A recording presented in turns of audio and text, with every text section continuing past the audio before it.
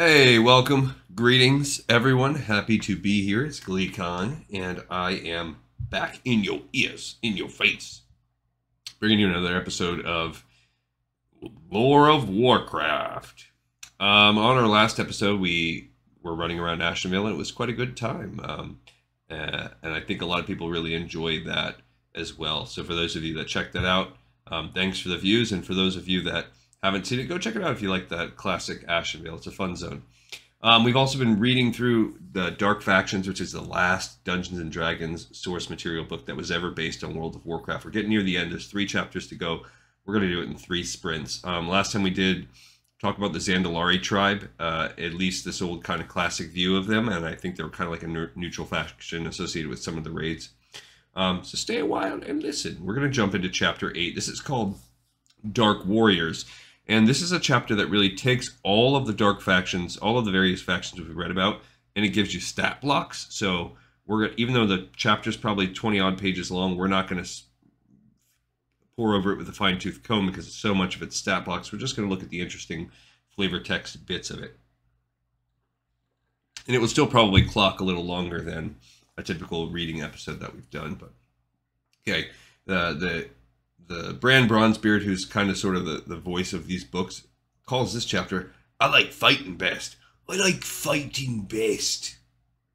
This chapter presents the military psychology and tactics of dark races and factions, as well as statistics for some of their members.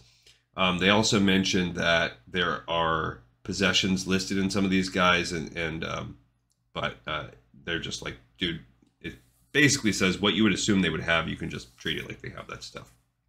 All right, so we're going to kick it right off with Argent Dawn forces. In the Plaguelands and other parts of the world that the Alliance and Horde alike have abandoned, the Argent Dawn stands as a last shining bastion of hope against the Scourge, the Burning Legion, and other threats.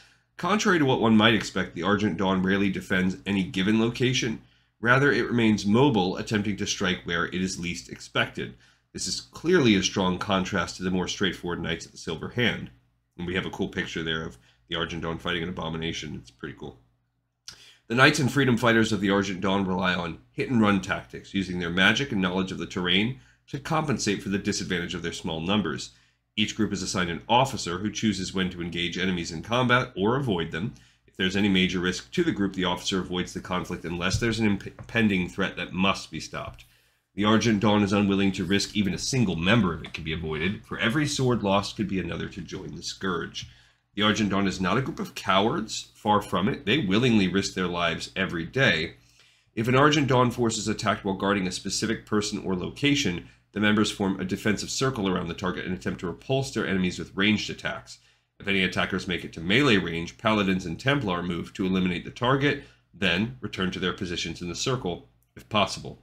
If the Argent Dawn has multiple locations to defend, it prioritizes and potentially abandons one location completely, depending on the situation. If there are living people to defend in both locations, the Argent Dawn sends just enough people to the less important locations to evacuate anyone who may need help.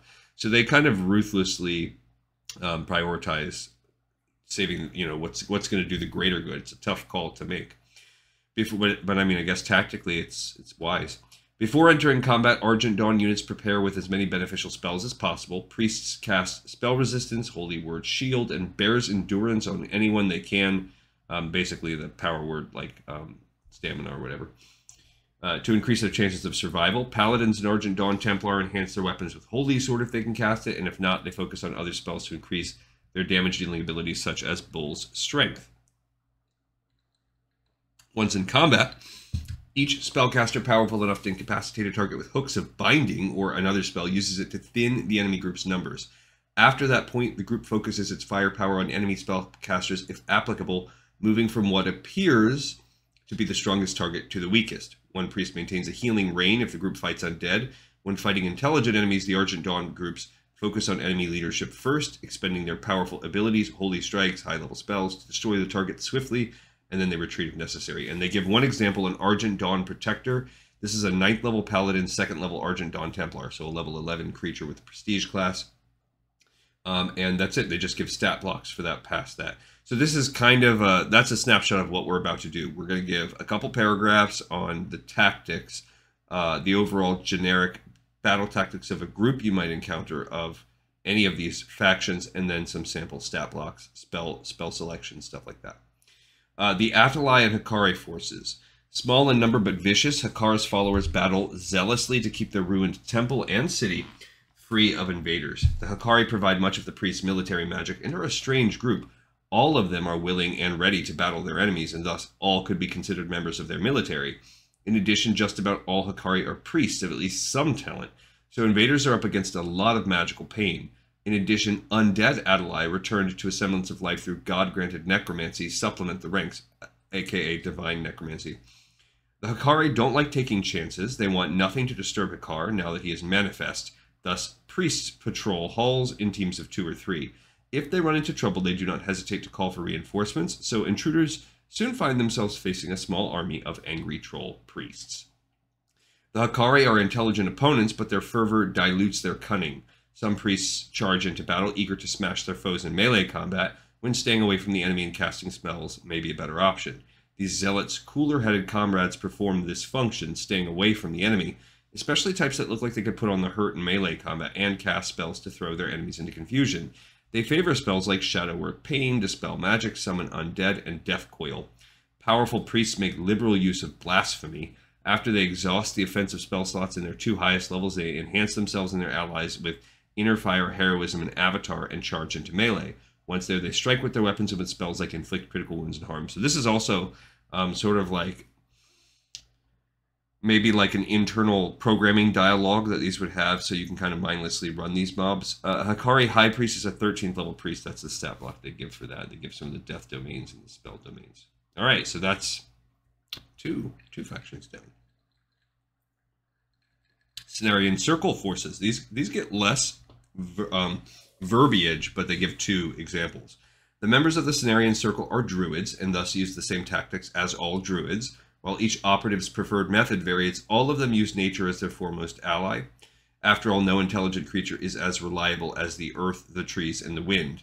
The druids of the Cenarian Circle create walls of spiky thorns and command roots to entangle their foes, restricting their maneuverability and speed. The druids then cast spells on themselves and their allies to increase their prowess in battle and summon different animals to fight on their side. They also use lethal spells to bring down their enemies, targeting arcanists whenever they can. So they're basically just saying, these guys don't get anything special because they're just druids. So they are as unique and as non-differentiated. So kind of that juxtaposition, that sort of oxymoron kind of thing there. Like, yeah, you can treat them as a druid generically, but they're also so unique we can't really give them a description of their tactics. So a Cenarian Subversive is a combo Druid, Subversive, Tauren. I'm guessing a Subversive. I don't even know what the heck a Subversive does. They have a certain amount of spells, but they have their own spell list. I can't remember. That's from one of the previous books we read. But they use like stun totems, and I'm guessing these are like either mind control or stealth. There's also a Cenarian Emissary.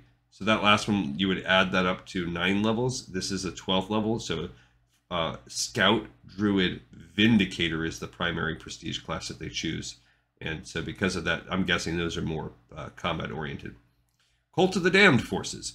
The Cult of the Damned is not a military organization. It is an arm of the Scourge, and the Scourge has other methods of waging war. However, the cult contributes a pair of special weapons, Necromancers and Blightweavers. Their dark rites support the cult, bringing curses on their enemies and raising new legions of undead. On the battlefield, using spells to bring their dead enemies under their control before the carrion birds can get to them, gathering large undead forces and directing them at key targets chosen by their Scourge commanders. So they are scavengers. Death comes in many forms, and it's the job of the Blightweaver to make sure that death comes in as terrible a form as possible. These tinkers of the vile concoct new poisons and breed new diseases, hoping to discover new plagues that will extend the Scourge's terror to every corner of Azeroth. On the battlefield, the Scourge occasionally employs Blightweavers as sappers of life. Instead of sending teams of goblins to destroy a wall with a burst of explosives, they send these vile priests out to destroy a populace with an explosion of disease and poison. They sneak into a town while the battle rages elsewhere, plant plague animals in stables, and poison wells. So there's a damned necromancer. It's just a 5th level necromancer. And that's the only example they really give us. Okay, there's the Dark Horde forces. The remnants of the Blackrock and Dragonmaw clans, along with their forest trolls, ogre, and goblin allies, form a brutal though small force. Outnumbered in a hostile land, these orcs and their allies have developed more sophisticated tactics than those they used in the past.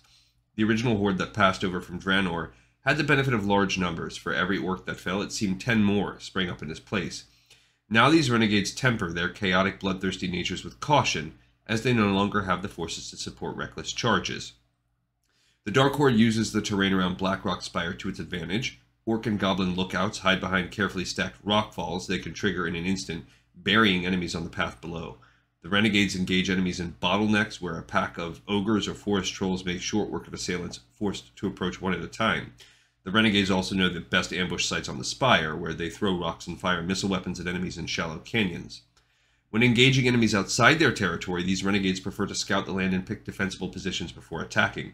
The orcs try to have one or two locations to which they can retreat when hard-pressed, usually rocky terrain with plenty of cover, or thick forest unless they're fighting night elves. The warriors attempt to lure their foes into unfamiliar ground where if the orcs have no advantage, at least neither does the opposition. The Dark Horde places its toughest warriors, usually ogres, in the front ranks, keeping weaker fighters in the back with ranged weapons and healing magic. In rare cases, the strongest orc leaders might appear mounted on the backs of black drakes, but such a sight is never seen outside Blackrock Spire. The melee fighters use intelligent tactics in battle. In the first few rounds of combat, the warriors flank with each other, and less skilled melee combatants use the aid another action to enhance their more talented comrades. After a few rounds, however, an orc's innate bloodlust can take over. Warriors lose control and lash out wildly at their opponents. Instead of using multiple attacks on one enemy, an orc may swing once at every enemy in range. These renegades train themselves to focus their attacks on the strongest enemy they can see until he falls, but in the heat of combat, they often forget such training and may chase weakened stragglers across the battlefield. Two types of spellcasters support the renegades. First, orc warlocks call down annihilating magical barrages and summon fiendish monstrosities. Second, forest troll healers, usually voodoo priests, assist the troops with healing magic and defensive spells. Orc warlocks who serve the Burning Legion also assist them. Alright, so there are the Blackrock Hunters. This is just an 8th level melee hunter with a dire wolf companion and just stats added there. There are the Dragonmaw Shadow Warders, which are warlocks with the Fellsworn prestige class. That's the only two they give us. Alright, on to Dark Iron Forces. Like most dwarves, Dark Iron Dwarves follow a rigid and militarized organization. Every Dark Iron Dwarf soldier is well-trained and well-armed, often with the finest equipment he can afford. However, the years under the dirt, as well as a diabolical outlook on life, change the Dark Iron's tactics. Skullduggery and backstabbing are just as potent as a good line formation. Even better in some cases. Dark Iron Dwarves are cunning and quicker than other dwarves, whereas a unit of Bronzebeard dwarves would march straight into enemy lines. Dark Iron Dwarves prefer setting up ambushes or sending lightning-fast strikes. Dark Iron Dwarves grew comfortable in the shadows over the many years of their exile and enslavement, and are not above petty tricks such as traps and assassination. Most Dark Iron Dwarves form smaller units than their Bronzebeard cousins to spread their numbers and allow for flanking and pincer maneuvers. Rogues and assassins mix evenly with warriors and marksmen. Dark Iron Dwarves are also well versed in arcane magic, more so than any other dwarven race. Due to untold years of living next to molten lava and fire, the Dark Iron clan developed a strong link to flames and fire magic. Fire-aligned elementalists battle alongside elite marksmen and stealthy skulkers, raining death on Blackrock depths enemies. Battles against Dark Iron Dwarves are often hellish, taxing both sides as the Dark Iron elementalists grow overzealous. Dark Iron Dwarves are still dwarves, and bring heavy firepower to the field. However, as in all elements of Dark Iron warfare, the dwarves prize subterfuge and sneak attacks over direct confrontation. Dark Iron snipers lie in wait for incoming enemies, while dwarven bombardiers place bombs in strategic places. Great siege engines rumble softly, set to ambush tight passes or simply mow over enemies with great disregard. Occasionally, Dark Iron tinkers unleash entire payloads of flame and brimstone on opposing forces. Dark Iron Dwarves have unconventional backup as well. Fire elementals, servants of Ragnaros, appear intermittently with dwarven forces. Unlike the dwarves, fire elementals have no care for the art of subtlety. Lava elementals and flame walkers roar through battle, burning anything that gets in their way. So they give us an example of Dark Iron Elementalist, a 6th level Elementalist, which is one of those extra classes they added. And Dark Iron Skulkers are just 5th level rogues. All right, the Dark Moon Fair has its own forces. The Dark Moon Fair is not a military organization, so it doesn't have an official military. However, the fair travels through dangerous places as it moves across the world, and not all of its patrons have its best interests in mind. When it is set up and functioning, the gold in its coffers and the magic items in its vaults make tempting targets for bandits. Thus, the fair needs some sort of protection, and it gets it from the fair workers, who are also responsible for hammering tent spikes and mucking out the stables. About half the fair workers have official combat training. These are soldiers, the NPC class, warriors, or more rarely barbarians, hunters, or scouts. Scouts are particularly valuable as they are adept at blazing trails, avoiding dangerous wilderness areas, and tracking down mules and small children who wander away. If attacked while traveling, the caravan pulls into as close a formation as it can. The fair workers move out to combat the threat. The non-combatants, including children and most of the booth proprietors, hide in the wagons. Those members who may prove useful in a fight, such as Silas Darkmoon, Professor Thaddeus Paleo, Carrie Hicks, the strongest woman alive, and Sage, the fortune teller, take up positions to defend the non-combatants in the stores of gold and magic hidden in the wagons. Some of them may move to the front lines to assist the fair workers if the situation warrants. The Dark Moon Fair has never suffered an attack while it has been set up and entertaining patrons, but if it were, it would use similar tactics. Children and booth owners would hide wherever was convenient, while the fair workers grabbed whatever weapons were on hand to combat the threat. They would also petition their customers to help, and as the fair draws many adventurers, they could provide valuable support indeed. And they just give you a Dark Moon Fair worker who's a 5th level warrior as an example. But he is bedecked in magic weapons, though. Defius Brotherhood forces. Many consider the Defius Brotherhood just a band of bullies and brigands, but they underestimate its military capabilities. While the Brotherhood employs mercenaries to bolster its ranks, it trains and fields its own forces, preparing for the day when it acts to disrupt all trade with Stormwind. The Brotherhood's force serves two purposes. First, it is a highly mobile raiding force capable of quickly attacking a caravan, seizing its most valuable goods and destroying the remainder. Second, it is a more conventional attack force that can launch attacks on Alliance garrisons and forts. To achieve these purposes, a typical Defius unit emphasizes mobility, stealth, and ambush tactics, and toughness. The Brotherhood is not heavy on magical support. However, within the Dead Mines, Magi learned to master a deadly arsenal of spells. I was going to say, yeah, there's tons of Defius mages. Also, Defius Tinkers, trained by some of the most fiendish goblin minds, devise automatons and steam armor suits whose raw power can provide backup for their less armored human warriors. The next major engagement between the Brotherhood and the unsuspecting Alliance may hold a few surprises. The two major units of the Defius Brotherhood are bandits who serve as cannon fodder and renegades who are somewhat tougher. Stronger field units, which are given names like Highwayman and Pillager, tend to have 2 warrior levels for every rogue level they possess. The Defius Brotherhood pretends to embody noble ideals in the service of a just cause, but it's a facade, and the presence of bandits among them proves the lie. These highwaymen stalk the roads of Westfall, especially at night, exacting a toll on anyone who doesn't support the Brotherhood's efforts. Bandits are the lowest of the low in the Brotherhood's ranks, and when the battle horn sounds, they take up the front ranks. They group together for close support, preferring to fight back to back in a mob, and are often the first to flee the field when the tide turns against them. The Defius Brotherhood rarely fields an army of regular troops, as Van Cleef and the other commanders prefer its members to master a wider variety of skills than those of a pure soldier. The Defius Renegade, often called the Thug or Brigand, is the gold standard of the Defius operatives, a decent fighter and a skilled spy wrapped in one strong, sneaky package. Members of the Defius Brotherhood take pride in their affiliation. They wear red bandanas over their faces to display their allegiance and to hide their identities. They are lightly armed and armored, employing short swords or long swords and hiding a dagger beneath the folds of their cloaks. In situations where they are expecting trouble, they command a small cadre of mercenary soldiers from 1st to 5th level warriors or Defius bandits and use them as buffers to protect themselves from the enemy. The typical Defius bandit is a rogue warrior of around level 3, whereas a Defius renegade is a rogue warrior that's around level 5. Dragon forces. Dragons have a number of reasons for fighting. They are territorial, and numerous factions hunt them for a variety of different reasons. With the exception of black dragons, most dragons do not attack random groups of mortals on sight, although, like mortals, each dragon has a different personality and some are more aggressive than others. Each of the dragon fights slightly differently, but their overall tactics are relatively similar. Fearsome alone, groups of dragons are nearly impossible to combat. All 5 dragon flights are intelligent and they use everything they can think of to their advantage. When possible, the Dragonflights use Dragon Spawn troops, which that's the stat block we're going to get, to open the way into combat, allowing these ground-based troops to draw their enemy's attention while they strike from above or at distance. Even when bereft of Dragon Spawn support, dragons prefer to fight from the skies, resorting to melee only when necessary or when enraged. Dragons are highly intelligent and, due to their long lives, possess vast experience. Thus, they are excellent judges of when to call a tactical retreat.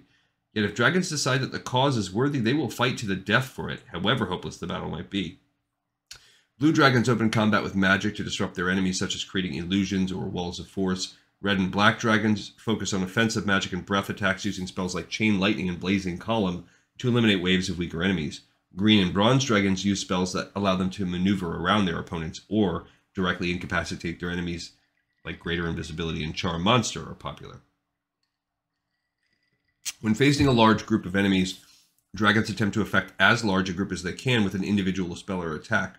In the battles against the Karaji 1,000 years ago, dragons focused their efforts on taking down wave after wave of lesser Karaji with their breath weapons. The mortals had the responsibility of dealing with enemy commanders.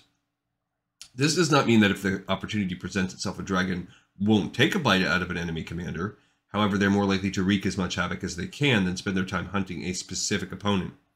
When fighting against a single target, dragons use spells to complement each other. One dragon might serve as a healer or cast enchantment spells like Brilliance Aura, while another decreases their target's defenses with Bestow, Curse, and Detrimental Magic, while the third attacks directly.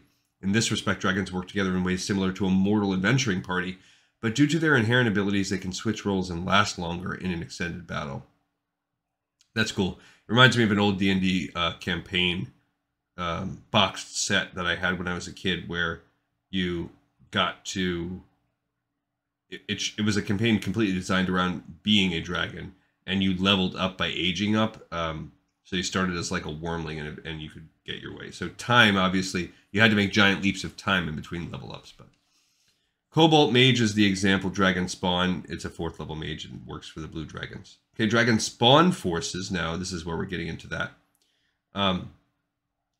Each dragon spawn host has a unique way of waging war with few similarities among them. One of the few unifying tactics is an en masse assault that involves hindering enemy movements with great numbers of wormkin infantry. We have a picture of a dragon spawn like fighting a scourge there too. As the dragon spawn occupy enemy forces, a dragon invariably bathes the writhing melee with its breath weapon. Dragon spawn are immune to the breath weapons of their hosts, so these attacks leave devastating gaps in enemy defenses. With this tactic, the dragon spawn systematically wade through the remnants of now charred or slowly dissolving enemy formations. In close combat, the tactics of a force of dragon spawn vary from host to host. Black dragon spawn are brutal and relentless, often able to rage and sunder the enemy's defenses with their brute strength and vicious claws and teeth, augmented by draconic magic or magical equipment. Red and green dragon spawn rely on strategy, planning, and sheer strength. Their ability to intimidate the enemy through size and numbers serves them well. Few can withstand the sight of a tactically sound dragon spawn charge. Bronze and blue dragon spawn are the most likely to use offensive magic in combat. They rely on spellcasters and magi like other armies might rely on archers. With waves of arcane bolts and fire falling from the sky, an opposing force often finds itself the victim of arcane assault long before it will ever engage a dragon spawn in close combat. When a dragon spawn finally moves in for the kill, it is armed with alchemical flasks, weapons, and magically enhanced armaments, and heavy armor covers it from head to toe. Dragon spawn rely on casts to regiment their armies. Wormkin serve as solid troops. These warriors train long and hard and serve as buffers between a dragon and his enemies. Scalebanes serve as unit commanders in the field, acting as the instruments of their master's will. Half taskmaster, half drill sergeant, a scalebane often serves as the source of a dragon spawn host's arcane firepower. Most are warriors and magi, both capable of bringing sword or spell to bear on an enemy. Heavily indoctrinated by their masters and privileged with better living conditions and food, scalebanes are the dragon spawn elite in the actual field of war. They are much more highly valued than most wormkin. And they give us a Death Talon captain, who's just a level 1 black scalebane, and a black wormkin soldier, who's a 4th level warrior wormkin. We get another picture of some of these wormkin. All right, so there's also the Earthen Ring. The shaman and warriors of the Earthen Ring use a number of different tactics. Shaman cast spells to aid themselves and their allies, while warriors protect their flanks, or charge their foes. When fighting alongside warriors, shaman weave their magic from behind the front lines, avoiding melee, while more capable fighting men and women engage the enemy in close combat. A group of Earthen Ring members working together is typically small but united. Basically, these are like PCs. If you're part of the Earthen Ring, you're just unique. I mean, you're a shaman or a warrior, but... And they give you an Earthen Ring Sage, which is a 14th level shaman.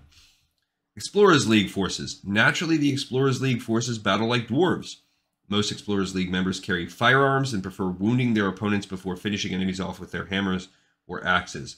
The Explorers League does not have a formal military. Instead, when hard-pressed, dwarven prospectors call upon the aid of Ironforge or, when desperate, mercenaries. And they just give you a dwarven prospector who's a 5th level Dungeoneer class. That seems like an NPC class. It gives you a female one for how that doesn't affect the stat block. Forest Rider forces.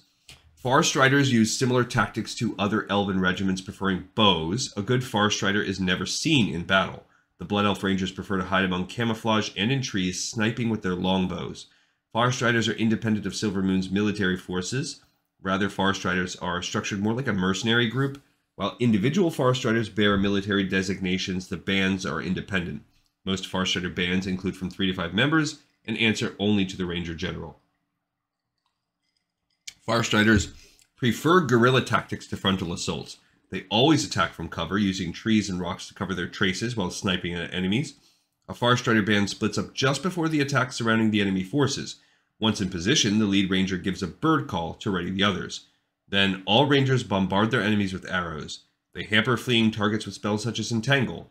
When discovered, a ranger retreats to a more strategic location and renews his assault.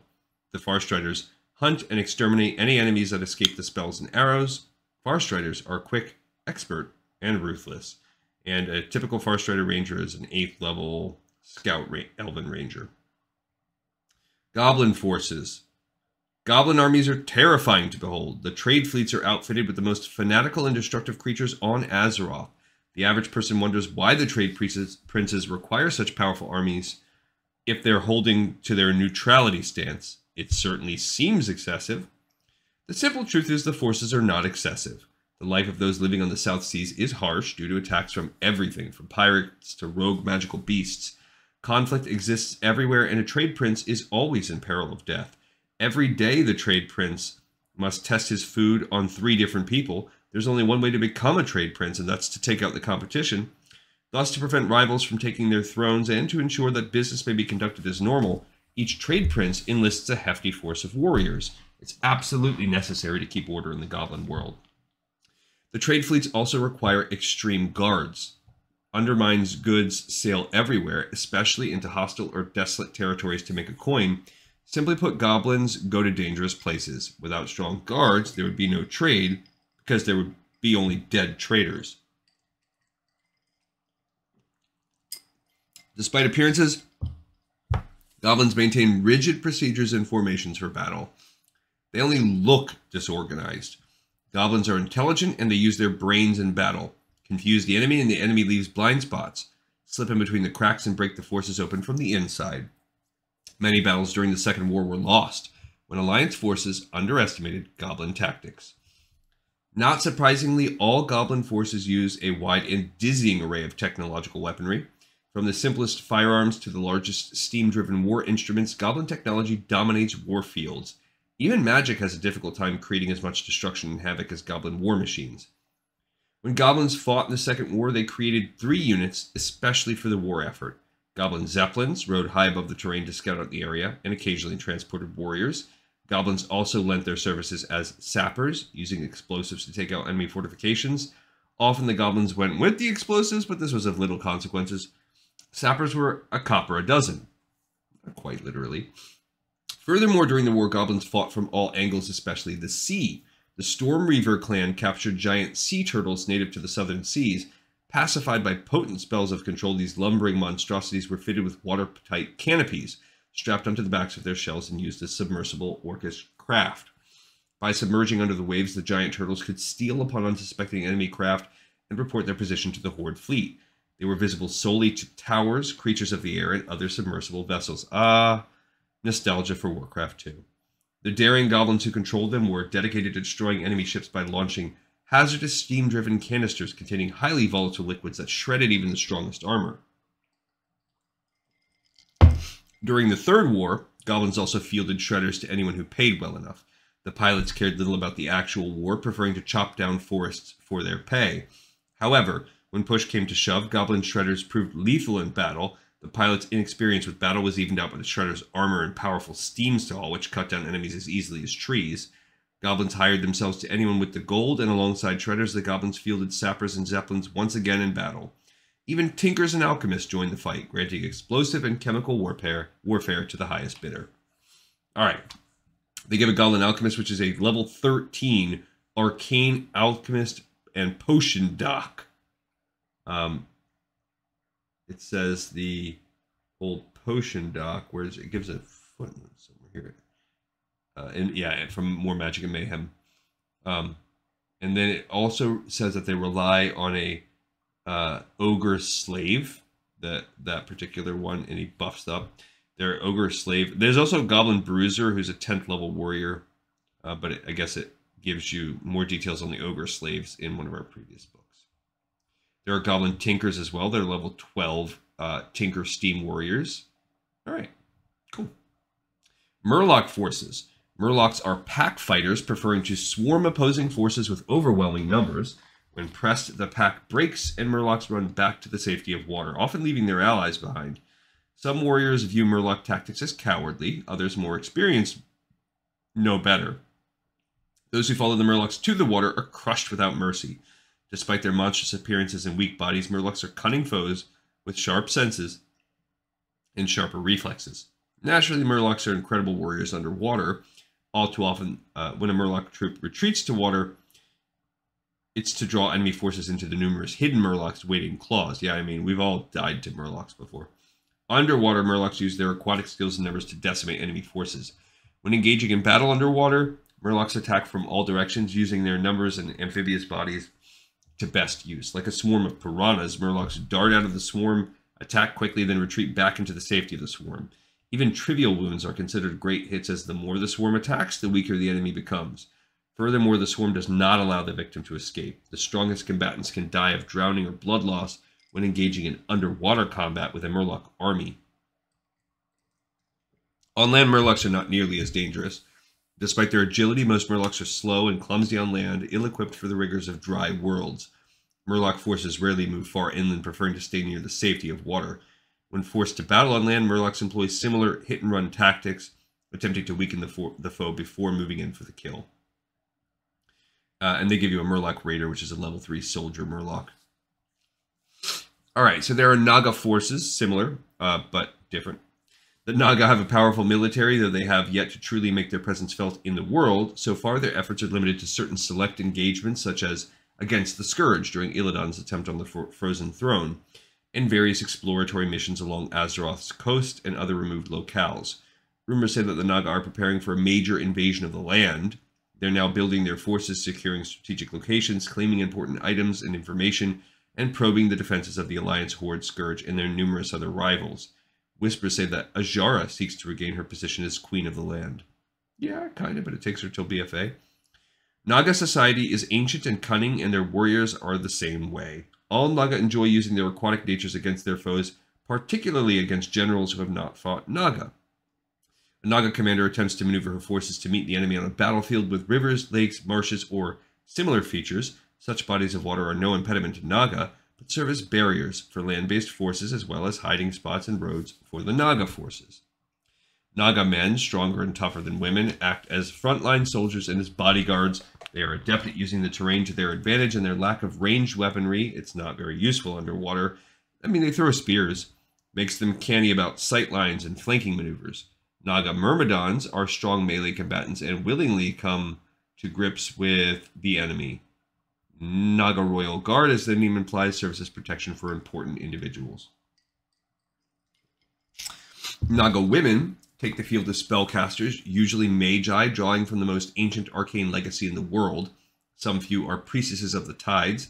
Naga women act as both a source of support magic for their allies and as offensive ranged punishers. Naga leaders tend to be women, adept at both weaponry and magic. Naga sea witches are some of the most powerful champions the race has to offer. Naga Sirens are more common but still deadly, using their magic to incapacitate foes so that Naga Myrmidons can sweep in and finish them off. As far as anyone knows, the only real Naga armies that currently exist are Beneath the Waves in Nazjatar and in Outland, where a force of Naga Underlady Vaj works with Illidan. Other smaller groups are scattered across the world where they investigate items and places of importance to the Naga's mysterious purposes. These forces usually have a single leader, a powerful spellcaster female or warrior male, a dozen or so Naga Myrmidons, and a few Naga Sirens. They may have some Murgle slaves to serve as expendable troops and do the dirty work, and some groups include a couple of Snapdragons, Coatl, or Tidal Guardians as support, depending on the nature of the mission. In addition to these groups, Naga explorers travel out from the coasts and from Naga bases, gathering information for their queen. A Naga Myrmidon is a 5th level warrior Naga, and a Naga Siren is a 5th level Naga Mage Naga. Alright, Pandaren forces. Pandaren rely on a well-regimented system of battle that uses infantry, archers, and cavalry, with elite units and spellcasters to bolster their forces. Pandaren are strict adherents to the practice of equipping each soldier with the best possible equipment and arms. Even the lowliest foot soldier has a jug of Pandaren brew at his side to aid him in combat, and most units use the more powerful magic drinks before a battle. Pandaren are courageous and fearless, and thus their armies have amazing durability and cohesion. A unit of infantry serves under a war dancer, with a host of war dancers serving under a Shodo Pan. Each Shodo Pan from a Shaodin has a host of warriors and war dancers at his command. Okay. Pandaren infantry are armed with pan spears, round bamboo helms, thick lamellar-style armor made from woven bamboo's reed, and sometimes bear shields made of the same material. Using the spears to fight in regimented ranks, the Pandaren infantry use a variety of tactics that involve engulfing, flanking, and leading enemies into a charge. Pandaren archers often rest just beyond the infantry, using long, supple bamboo bows capable of taking the eye out of an orc at hundreds of yards. Pandaren archers are equipped with their bows and a variety of arrows with varying heads, broad, leaf-shaped heads for unarmored infantry, sharp, piercing heads for heavily armored opponents, and unusual U or V-shaped arrowheads for dealing maximum damage at close range. They often carry short, curved swords similar to Shaktani warblades. I wonder, I'm not an archer, but I wonder in real life the efficacy of these different types of arrowheads. I believe it. I'm not doubting the description that they give, but I think it's worth testing out. Let's just go grab some bows and just shoot, mannequins wearing different types of armor. Pandaren archers are skilled at long-range marksmanship and sniping, although the size of their bows prohibits their use from concealment, for they are almost as tall as a standing Pandaren. Pandaren cavalry is almost entirely composed of war dancers riding combat-trained horses. The war dancers wear bamboo's armor, reinforced with metal chain and buckling. Wielding Shaktani warblades, the war dancers cut down anyone in their path, and there's a picture of a cool war dancer, basically a samurai.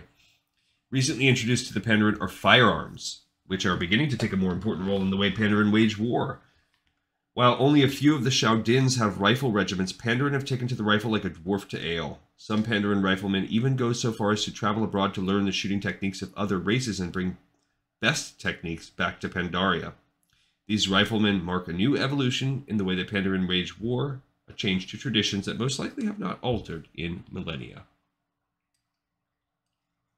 So the Pandaren Runemaster is a 9th level Pandaren Lone Wolf Runemaster, and the Pandaren War Dancer is a 9th level Pandaren War Dancer with Pandaren level racial levels. Quillboar forces. Quillboars are ruthless in battle. Their warriors battle with little fear for their personal safety, knowing that if they die, their death helps the rest of their tribe grow. To others, Quillboar may seem suicidal, blindly charging into battle and willingly throwing themselves into the thickest fray to defend their tribes. To the Quillboar, death is just another part of life, unwelcome but not entirely feared. Quillboar are ferocious pack fighters. Unlike the swarm tactics of Murlocs, Quillboar fight in rigid packs, surrounding enemies and expertly coordinating attacks to bring down the toughest foes. The death of a packmate does not weaken the pack's power. In fact, the death bolsters the remaining packmates, urging them into greater displays of skill and cunning. Quillboar believe that even in death, their packmates fight alongside the living. Outsiders witnessing a pack battle find this idea easy to believe. Quillbore shaman known as Thornweavers act as commanders in battle, healing and inspiring their packs. Every pack has its own Thornweaver, and larger packs often boast more than one. Unlike other races, Quillbore healers fly into melee alongside their brethren, reveling in the thrill of battle.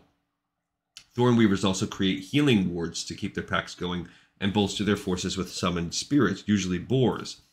Quillbore Thornweavers gain additional power when witnessing the death of an ally.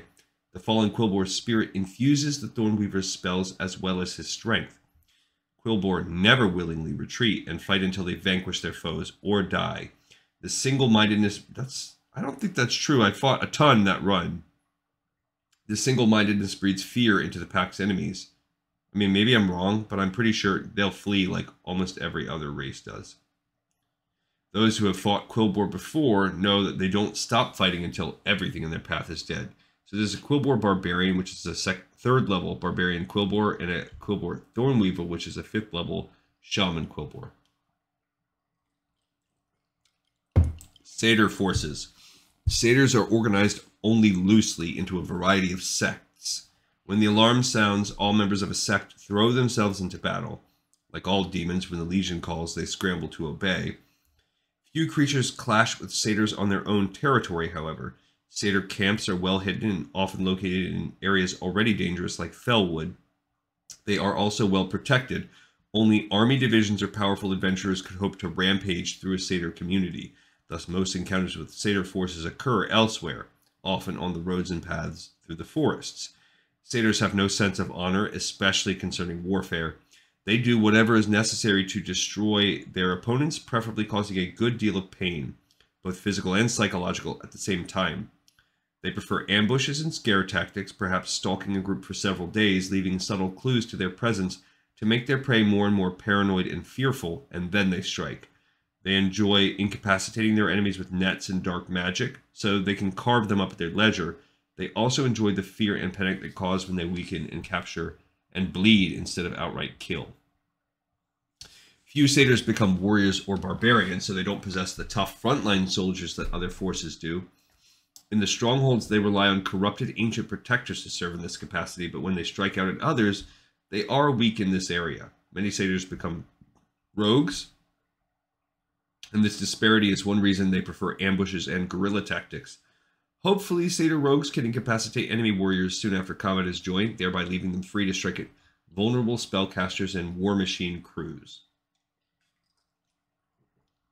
Satyr rogues who distinguish themselves or show a certain penchant for painful traps and ambushes are called satyr tricksters. A satyr range support usually comes from magic. A few satyrs become necromancers or warlocks. Some become dark spellcasters called soul stealers or hell callers. A hell caller is one of their racial iconic classes in this book. Satyr rogues are fairly common. Some rogues take a few levels in warlock in order to add some curses to their repertoire. These individuals are called shadow dancers. Warlocks, necromancers, hell callers, and rogues work well together. The rogues dart in to disembowel their enemies while the spellcasters summon reinforcements, enhance their allies, hamper their enemies, and call up blasts of entropic flame. A hell caller is a 10th level hell caller, and a trickster is a 6th level satyr contender. Scarlet Crusade forces. Despite their increasingly small numbers, the members of the Scarlet Crusade never falter, turn aside, or retreat. The Scarlet Crusade fights directly, and it fights to the death. Most military forces fight conservatively and hoard their members, but the Crusaders take no care for their own lives. They wade into battle with zealous fervor, slashing and hacking, until they either fall or vanquish all enemies. Only the backing of the priests and paladins, dark or otherwise, keep the order alive, both literally and figuratively. The impassioned speeches and charismatic leadership of the order's healers motivates their troops into battle, and their healing magic keeps their zealots whole. The military training of the order's paladins serves the crusade well, as the paladins train the members in basic troop formations and simple tactics that increase their odds of survival. Generally, members of the Scarlet Crusade don't bother flanking their enemies, as they're used to fighting undead that are slow and easy to strike and immune to backstabs. Because they're undead.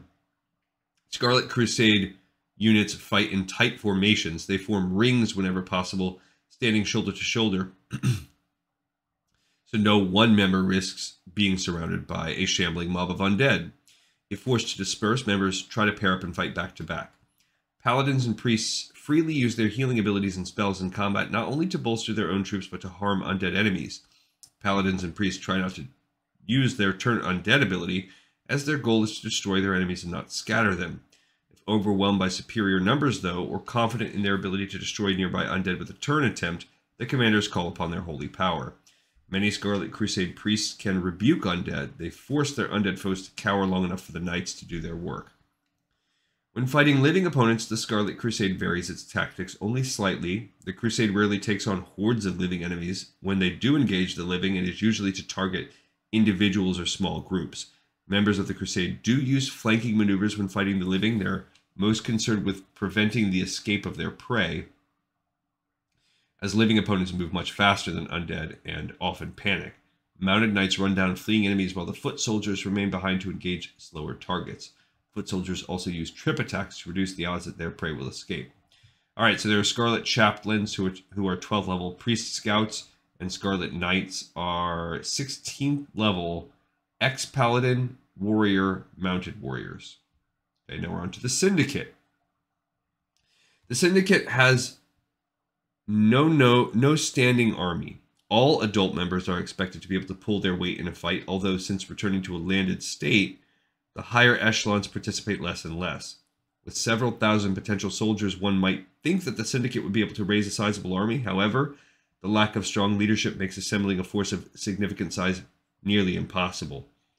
The noble households, gangs of criminals really, hold only nominal loyalty to Paranold or each other, and thus forces of greater than 50 individuals are rare. Since returning to Alterac, the Syndicate has become less cohesive. Each noble claims a territory, usually but not always their original lands, and his or her household works that land, stealing from the communities within it and the travelers who pass through. If a village proves stubborn or a common threat enters the area, such as scourge forces, multiple households may band together to deal with the threat to their collective sovereignty. However, the households just as often work at cross purposes, squabbling over territory. Most members of the Syndicate lack training in any productive occupation and receive no encouragement to learn. Instead, the households survive by appropriation of resources, which is just a fancy way of saying stealing. In most cases, a noble sends his goons to a village and tells the inhabitants that they are now under the protection of his household, like mafia tactics. They then tax the village, taking food, supplies, and whatever else catches their fancy. A village that refuses meets with violent retribution until it either submits or is destroyed. These taxes are often more than the noble's household needs or the village can afford. Woe betides the village that finds itself between two competing households. The Syndicate is also infamous for taxing travelers through their lands. Members of the Syndicate are almost exclusively warriors or rogues or both. Other classes are rare.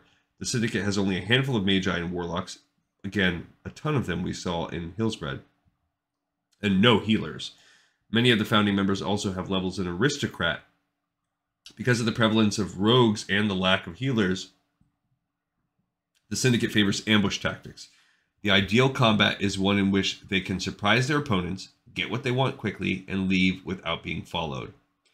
They know they can't win a battle of attrition and avoid extended combat.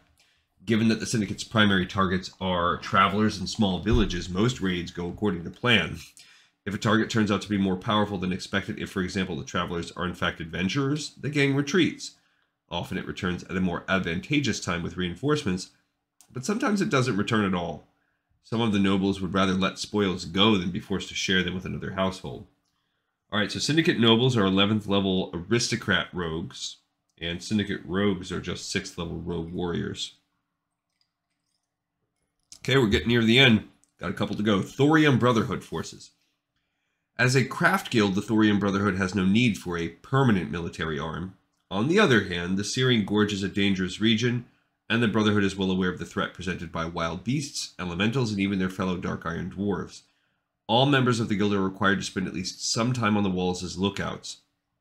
The skill-based ranking system of the guild extends even into defense of Thorium Point. Master Smiths serve as watch commanders, while journeymen and apprentices do the actual patrolling of the walls. Nearly all members of the Thorium Brotherhood start as experts, rogues, or warriors. In order to rise above the level of apprentice, a guild member must have at least one level in the Martial Enchanter Prestige class. Dwarves of the Thorium Brotherhood maximize their ranks in one or more craft skills, usually armor or weaponsmithing. Though their focus is on making arms, members of the Thorium Brotherhood are no slouches when it comes to using them either. Naturally, they have many quality weapons and armors on hand. If the Thorium Brotherhood has need of additional troops, especially for missions outside their holdings, their solution is the same as for any other problem. They contract out. Like suppliers, most of these mercenaries work for finished goods rather than cash. Indeed, many of them have previous experience as suppliers for the Brotherhood. Generally, these missions are defensive in nature, culling a herd of salamanders in the Searing Gorge, or routing bandits who interfere with trade. On occasion, though, these dwarves reveal their vindictive streaks and hire mercenaries to strike against their competitors through sabotage and even slaughter. At the moment, this enmity is focused on the Dark Iron Dwarves still in Blackrock Depths, but as their operations expand, the Thorium Brotherhood is likely to find new competitors to torment. And this might bring the mercenaries in conflict with the heroes. The Brotherhood's use of mercenaries allows them to distance themselves from such underhanded tactics, and victims may have a hard time linking the Brotherhood to these attacks. So, a Thorium Brotherhood craftsman is a 9th level Martial Enchanter. Oh, it's a 10th level Martial Enchanter Warrior Dark Iron Dwarf. And yes, they do have all these thorium weapons as their items. Oh, we have some Tuskar forces. Tuskar are peaceable people, but they show little mercy to ice trolls, Nerubians, and anyone else they consider their enemies. While they sometimes organize raids against foes that threaten the ancestral territories where they build their villages, the Tuskar more frequently defend against their enemies. Anyone wreaking havoc on a Tuskar village, however, unleashes the full wrath of these people. The Tuskar are disciplined and well organized, and each of them takes the defense of his family and village seriously. For many Tuskar, it is a matter of survival, but also of pride to be prepared against any threat. Because of their reliance on fishing and whaling, Tuskar receive training in the use of nets and spears at a young age. All Tuskar also receive at least rudimentary training in ways to put these implements to use against an intelligent foe. Warriors patrol the areas surrounding their villages and act as lookouts in strategic locations. These warriors warn their people of impending attack. Tuskar are determined combatants, and they enter warfare much as they do their fishing and whaling efforts, preferring to cast nets upon their enemies and then slay the trapped targets with spears.